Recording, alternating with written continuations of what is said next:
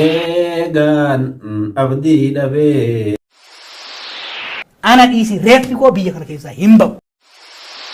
Gootatu barakatuu fi dideem, beekatu barakatuu fi dideem, hayyutu buluu fi dideem. Amma addatti rasaasoo kan na qaban taate ijaan libsan. I am Oromo Faris, Jewar Oromo Faris, Jewar Oromo Faris. We are Oromo Faris, Oromo Faris. Eegaan abdii dhabee jiruu lafaarratti garaa dachiitiin seena ohoo hayya nagaayaatti. Eegaan abdii dhabee jiruu lafaarratti garaa dachiitiin seena ohoo hayya nagaayaatti. Heddunaan boo'inaa yaa orma fira koo, heddunaan boo'inaa yaa orma fira koo, duraan nan gargaarre ahaa na baasuuf rakkoo koo, duraan nan gargaarre ahaa na baasuuf hidhaa koo. Erga darbee booddee du'een galu'anii. Erga darbee booddee du'een galu'anii humaa bu'aan qabu ohoo galanni mimmaanii, humaa bu'aan qabu ohoo galanni mimmaanii. Eegaan abdii dhabee jiruu lafaarratti garaa dachiitiin seena ohoo hayya nagaayaatti. Kun sagantaa sona yaadatiin. Ashamaa harka fuunee jennee akka aadaa Oromootti eegaluudhaaf gaa Oromoon erkaa nagaya masheenee oolee buleera. Kanumaaf haasawa kennan eegalle. Kan irratti argamtan kun leellisaa tuubii sagantaa sona yaadatiin. Turtii gabaabaa qabnaa ammallee turtiin keessan nu faana haa.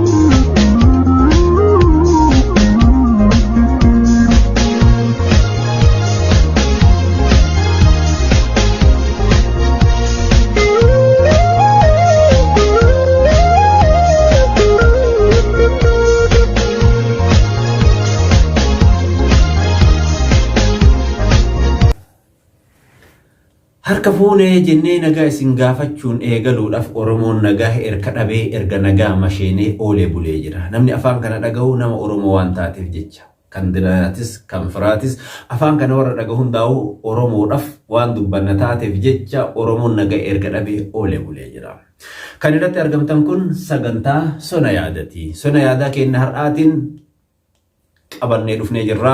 Hanga xumura sagantaa keenyatti akka nu faana turtan asumaan isin affeerra. Kun ammallee irra deebiidhaan sagantaa sona yaadati. Sagantaa sona yaadati. Eeyyanii sagantaa keenya sona yaadaa har'aa keessatti waa lama laalla. Harree qorroon miliixee fi goota dhugaan miliixee. Goonni dhugaan miliixee ka akkamiin harreen qorroon miliixee hoo ta'a akkamiin ammallee turtiin keessan nu faana haa ta'u. Kun sagantaa sona yaadati.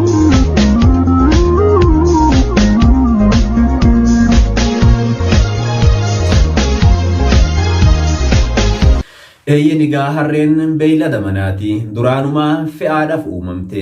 Garuu biyya keenya akka Oromiyaatti takkiyuu akka Itoophiyaatitti harree jechuun arraba guddaadha. Arraba dammaqinsa hin qabne nama tuffataniin harree jedhanii arrabsan. Ana dabalatee namoonni hedduun harree jenneeti namoota jibbine yookiin tuffanne arrabsina. Garuu biyyoota guddatan keessatti harreen beeylada kabajaati. Fakkeenyaaf biyya lixaa haa fudhannu. Biyya Ameerikaa keessatti paartiin guca yookiin loogoo godhateeti ittiin dorgoma akka mallattootti. Harreen tawaa hunda dandeettu. Foon ishiituun nyaatamne uumadhaan malee harreen dandeettudha. Harreen obsa qabeettidha. Akkasumas harreen tan gabrummaallee baattee deemuu dandeettu. Eeyyanii harree qorroon akkamitti miliixee jettaniiti gaafii isinitti ta'uu mala. Akkaataa harree qorroon itti miliixee kunooti. Lafa gammoojjitii gara baddaadhaa baati. Hawaasa jiraachisuudhaaf dhimmamaa jirti. Abbaan harreedhaa ulee qabatee duuban deema. Harrichis fe'ameeti. Fe'aan garaa jala naanna'u bobeen qoma isaa qabee nyaatee hafuura baafatuu dhoorkeeti jira. Gubbaadha namootu ba'aan tuulamee kan isatti hin madaalamne irra jira. Ba'aa kana baatee gaara kana bahuun dirqama isaati. Gubbaa aduun itti gahoowwiti ba'aan ba'aadha. Ho'i duyda luqqise huddeellan duuba nyaate. Bobeen garaa jala qabee sombisaa akka hin dhikkisne qilleensa itti kute. Aduu gubbaan irratti bahuun duuba isaa ulee jira. Abbaan ammootu uleedhaan rukuta. Akka inni gaara bahee dhimma barbaadamu saniif bahuuf duuban uletu jira. Maarree harreen atakaaroo kana keessatti rakkachaati jira. Hafuurri itti cite. Afaan beekun dubbate. Sagalee isaa dhageeffifate. Mallattoo jedhu ta beekun aaduudhaan dhaamsa dabarfate. Garuu abbaan beekeef hin jiru. Uleen duuban jiru itti hammaattee jirti. Bobaa bobeen nyaatte ba'aan duydaa akkuma jirutti jira. Kan dhiibaa jiru ammootu gaara. Karaan karaa sonaawa miti. Kattaadha. Kattaan qorroodha. Qorroo qabatee yoo deemu gaara marfata baya. Gaara marfata kana jala qiletu jira. Ba'aan irraa hin furanne. Qomeen bobaa isaa irraa hin furanne. Gubata isaa namni hin beekne. Ba'aa isaa namni hin hubannee fi ba'aa duuban uletu jira. Osoo ulee jalaa dirqamee deemu qorroon miliixee ba'aa sanis baatee qiletti kombololo'e yookiin qilee walakkaatti fu'an. Harree qorroon miliixee ka jennee kaane sun kana. Osoo iyyuu sagalee akka beekutti dhageessifatu nama isaa dirmatu dhabee ba'aa baate waliin abbaafillee hin taane ufiifillee hin taane lubbuun isaallee baddee qorroo harree qorroon miliixe ka jenne kana. Eeyyin egaa harree qorroon miliixerraa gara goota dhugaan miliixetti deebina. Goonni dhugaan miliixe eenyu? Goonni dhugaan miliixe hedduudha. Tokkoo lamaa miti. Addunyaan tun goota hedduudha oomishtee dhala lafaa tanaaf gumaachitee sumuda itti sumuddee bira dabarte. Mee kana keessaa jaarraa asxaanama kana kan Oromoodha haa laallu. Jaarraa 16ffaa bara walaabuu jiloo nu yaadachiisuu deemtaa hin jedhina lakki. Jaarraa 16, 17, 18, 19 diidamaa miti. Jaarraa baranee jaarraa 21ffaa keessaa raa isinii haasa'uudhaaf hin deema. Jaarraa 21ffaa kana keessa ummanni Oromoo ummanni waggaa dheertuudhaaf gabrummaa keessa ture goota tokko biqilche. Dachiin Oromiyaa gara laafettiin sun, dachiin Oromiyaa toltuun sun, dachiin Oromiyaa tan namuu hawwu sun akka ilma silatiitti, akka ilma eebbatti, akka hafuura goototaatti nama tokkocha biqilchite. Tokkocha Aliikitoo. Tokkochi isin biqilchite sun gaa ummata isaa kanaaf wabii tahee eenyummaa ofiitiin dhaabbate. Eenyummaa ofii ibsuudhaaf gaafa alagaa wajjin jiru alagarraa bahee saba isaatiif aantummaa agarsiisuudhaaf akkas jedhuun eegale. I am an Oromo first because we are forced to. Kanumarraa fuudhanii artistoonni illee akkana jechuun jalaa qaban. I am Oromo first. I am Oromo first. Jewar Oromo first. Diin Oromiyaa goota biqilchuu hin dhiifne, hayyuu biqilchuu hin dhiifne. Dabaree isii eeggattee gootas hayyus ni biqilchiti.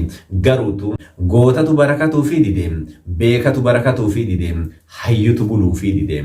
Dachiin Oromiyaa goota maaxarte, goota liqimsite, hayyuu liqimsiti. Addunyaan tun nama beekumsa qabu ni badhaafti. Nama beekumsa qabu ni kunuunsiti. Nama beekumsa qabu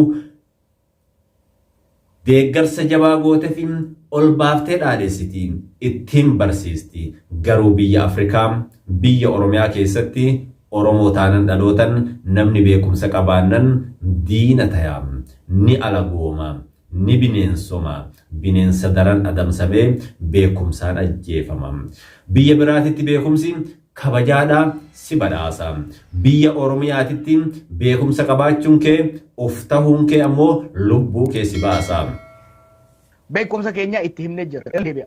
OPDOfis, IHADEGifis, Oromiyaafis, Eeyyeni Itoophiyaafis goota kana madaallii kan biqilchite Jawaar Muhammad ka barnoota akkanaatiin qaaramee addunyaa tanaaf uummata Oromootiif gabbu'e. Gaafa inni as ba'u ergamaadha jenneeni. Dhugaadha dhiira arganne. Dhugaadha beeka arganne. Waggaa 40 booda Hayilee Fidaattu deebi'e jedhanii kan dinqisiifatanillee tokko lamaa miti. Garuu Oromoo ta'uu isaa hanga itti gadde anatu beeka. Silaa Oromoo ta'uu baate Jawaar Muhammad daaban siidan isaa Finfinneetti keessatti ijaarama. Garuu Oromoo ta'uudhaan mana hidhaatti darbatamee achitti ajjeefatama. Jawaar Muhammad erga qabsootti seenee takkaa hin boqanne. Daandii qabsoo imala dheertuu deemeen qeerroon harka isaatii fi sagalee isaatiin osoo inni quba qabu wareegame 5,000 ol kan tahan 6,000 akkas ka tahan osoo inni quba qabu toora Facebook isaatiin kan inni gabaasaa turedha. 10,000 itti wareeyne, 10,000 itti cabsine, 10,000 lafee itti cabne, 10,000 itti buqqaane, 10,000 ija itti jaamne. 10,000 lubbuu itti dhabne. Qabsoo akkasitti qabnee as finne san yaa gara laafummaa, yaa oromummaa, yaa amanamummaa. Amaanadha jedheen amaanaa baatee dhukaastuu isaan kan halaala taa'ee sagalee qofaan diina guuysee biyyarraa yaasen, kan sagalee qofaan mootummaa jabaa hin jigu jedhame san biyyarraa galchisiisen qeerroo waliin ta'uudhaan misaa'ila san fuudhee gantootaaf kenne. Gantoonni ammootu gaafuma dhaqanii bakka jiru sanii isa barbaadanii isa fidatan akka wareega kormaatitti fidatan. Qaluudhaaf fidatan malee ufiin faluudhaaf hin fidanne. Jawaar Muhammad qalamuuf dhufe malee falamuuf hin dhufne. Garuu hin beekanne. Beekullee hin oollee hin beekanne. Oromoon amanamaadha. Oromoon amaanaa hin nyaatu. Oromoon gamna. Oromoon obboleessa ofii ni amana. Kanaaf hingaa ilmaan abbaa gadaati jedheeti waraabeyyii abbaa garaatti amaanaa san fuudhee kennee ufillee kenne. Jawaar Muhammad dhaammatee ture, himatee ture akkana jechuudhaan. Uummata kiyya jidduutti umrii xiyyaa hanga hafte beekumsa qabu dandeettiin qabu. Hafteedhaan jiraadha. Asii achi hafteedhaan jiraadha. Bu'aa saba kiyyaa buuseeti jira. Yoon du'illee naaf gayaa.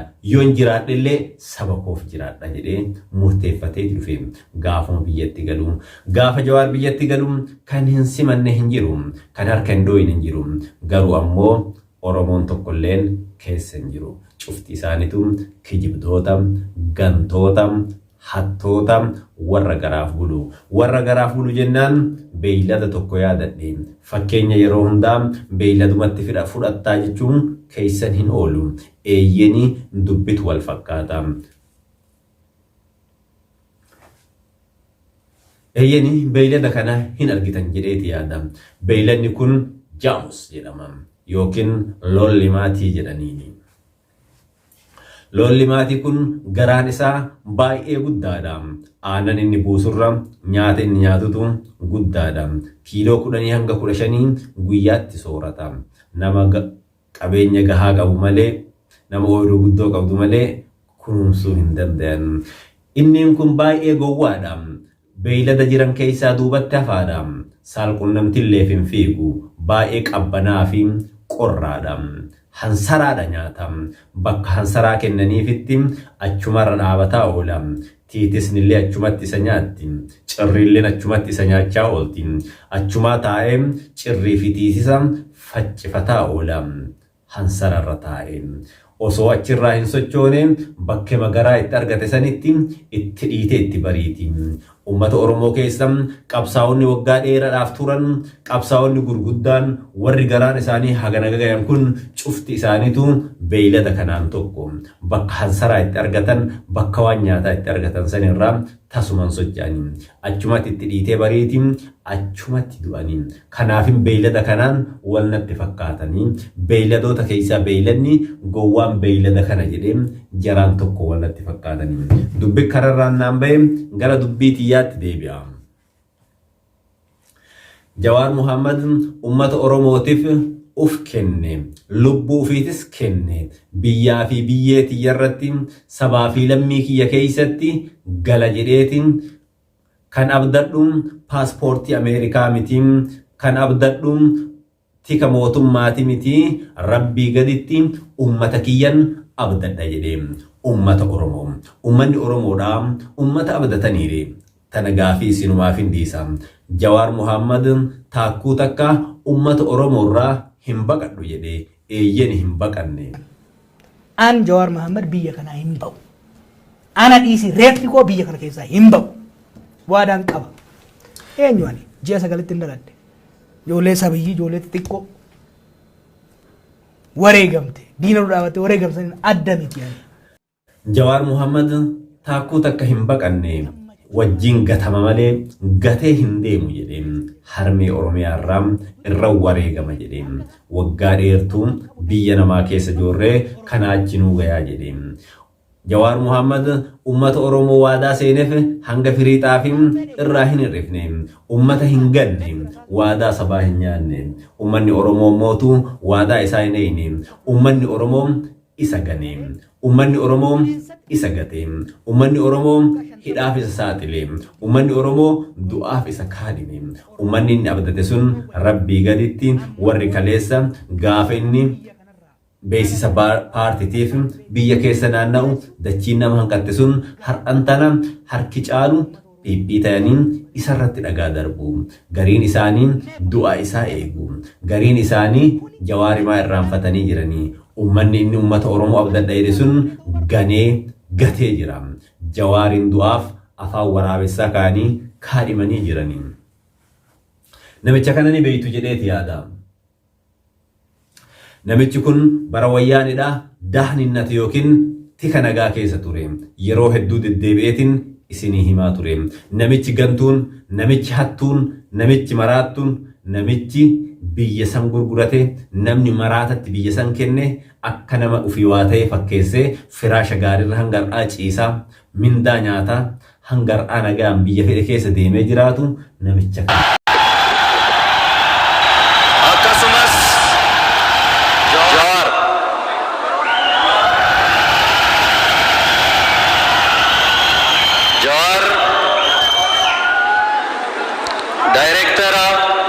OMN qofaton ta'in ilma Oromoo qabsaa Oromoo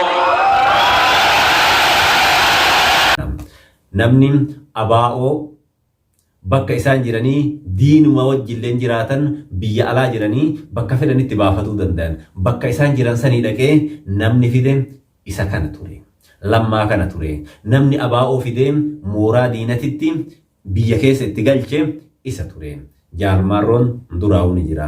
Tarkaanfiin isaan fudhatan gara mooraa dachaan tarkaanfii hamtuu miti. Dogongorallee taatu yoo wal amantaan jiraatte. Wal amantaan gaafas jirtu nuti ilmaan abbaa gadaati. Nuti tokko kaleessa diinatu biyyaa isin baase. Har'a nutu isin bulcha. Waliin biyya bulchinaa tokko taanaa walitti hin dhukaafnu diinatti dhukaafnaa koottaa galaa hiikkadhaan afaan warraa har'a phiiphite kanaatiin afaan gantootatiin Oromoon fayyaalessa fayya buleessa shiraa sharrii hin beeku amananii fudhatanii raayyaa ofiillee ijoollee qaqqaalii qabsoo keessatti qancarte san mooratti naqanii bittinneessanii taan lubbuu hobbaasanii taan jiruun dhamaasan. Abaa'oo gaadi'anii masheensanii har'an tana abaa'oon gaangee ta'ee Daawud Ibsaa qofa qabateen kophaa isaa dhaabbata. Kana hundaaf kan nu kaadhime lammaadha. Fayyaalummaa Oromooti. Eeyyani gara Jawaaritti deebina. Jawaar ummata isaa abdateeti galee. Ummata isa gani kana, ummata isa gate kana abdateeti galee. Har'an tana Jawaar du'aa fi jiruu jidduu jira. Du'aaf uf kaadhimee jira. Jawaar du'aan uf kaadhimuudhaaf kan isa qopheesse isini mataa keessan ummata Oromoo ummata inni abdate sanii. Ummata dabaa ummata garaa ummata hansaraa jala kaanii achirratti itti dhiite itti bariitu ummata daabboo gogaa afaan kaayaniin obboleessa ofii ajjeesu isin komate.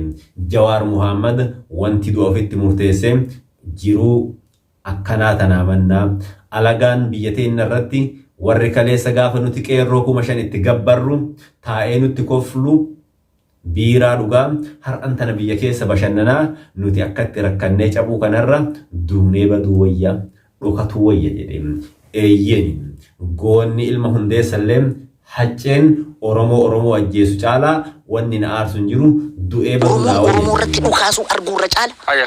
Du'a wayya beektaa warri obbaafate warri du'e kun obbaafate. Gootonni dhaamuu warri dhume nu warra Jawaar jiru. Muhammad dhaammatee jira. Gaafa jabina isinii dhaamu akkas jedhee. Lafa tanarraa nuti baduu dandeenya. Nu ajjeesuu danda'an, nu hidhuu danda'an, nu balleessuu danda'an. Garuu qabsoo uummata Oromoo balleessuu hin danda'an. Taakkuu takka duubatti deebisuu hin danda'an jedhe. Garuu dubbiin inni jedhe dubbii gamnummaati, dubbii hayyummaati, dubbii dhugaadhaati. Uummanni inni jedheen sunoo uummata akkasiiti. Uummanni Oromoodhaa uummata itti abdatanii, uummata ilmi isaa isaaf abdatee itti qabsaa'u. Ammantan isin argine jaamus gowwaasan ta'uu keessan doofaa ta'uu keessan ammatan argine. Silaa namni uf hin arrabsu garuu dhihenna kana akka of arrabsinuuf uf kaadhimnee jirra. Oromoon miliyeena hagana goota qabna beekaa qabna hayyuu qabna jettan yeroo lafoo yeroo kijibaa goota keessan mee eenyuun agarre goota keessan mee goota keessan eenyu agarre. Lakkaaya game nama miliyeena keessa goota meeqa qabna nu lakkaaya. Miliyeena lafarra jiran kana keessa miliyeena ittiin dhaadattan kana keessa beekaa naa himame beekaa kam qabna. Qabdani jawaarii tokkocha akka mararaan jedhisanii waggaa 40 booda arkanne amma waggaa 400 argattan. Jala muraa sararaa ufitti hima. Jawaar tokkocha Jawaar Muhammad lubbuun isaa takkittiidhaan lubbuun isaa takkittiin harka diinatti isintu balleessaa jira. Lubbuun isaa bannaan lubbuu isaa booda Jawaar lammataa isiniin dhalatu ka akka Jawaarillee hin dhaltan waggaa 1000 cabsinaan jedhan suni 2000 ol guddatuunis shakkii hin qabaatina. Oromoo wanni lafarraa qabu maqaa Oromoo jedhuu fi harroota qofa, gantoota qofa, warra garaaf bule, warra garaaf du'e qofa. Kana keessatti gaa bilisummaa eeguun kana wajjin qabdatanii obboleessa qaba, saba ittiin dhaadadhu qaba jechuun never hin dandayamu, hin yaadamu. Jawaar irraa barree.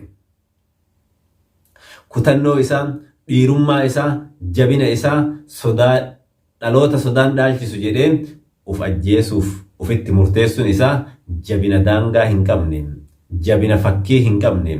Garuu sabni inni abdate sun, sabni inni uf ajjeesuuf suni saba harki caalan isaanii gantuuti, saba beekan isaanii gantuuti, saba sodaatadha, saba jiruun du'e, saba dhaabbatatti goge, saba akkasiisan hayyuun akka Jawaar kunfaa, hayyuun akka Baqqalaa kunfaa, hayyuun akka Hamzaa kunfaa, hayyuun akka Abdii Raggaasaa fi Koloneel Gammachuu kunfaa, hayyoonni akkanaa kun abdatanii harka diinaa bu'anii.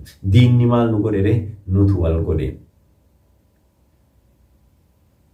Eeyyeni mee takka duuba isin deebisa. Nadhii Gammadaa nama isaa barbaadu dhabeet, nama isaa iyyu dhabeet kaleessa harka diinatiin nyaatame. Taaddasaa Birruu nama isaa tumsu dhabeet, nama isaa iyyu dhabeet walakkaa Finfinneetitti nyaatame. Hayilee Fidaa nama isa bira dhaabbatu dhabeet, nama isaa dirmatu dhabeet beekumsa san osoo qabu kophaa isaa nyaatame. Tokko lamaa miti. Har'an tana ammootu Jawaar Muhammad jaarraa 21ffaa jaarraa ilmi namaa of bare kana keessatti nama isaa dirmatu dhabee lubbuun isaa badaa jira. Mandela Oromoo qajeelcha dhaloota. Mandela Oromoo qajeelcha dhaloota. Kijiba isaaniitiin doorsisa isaaniitiin harka kennurra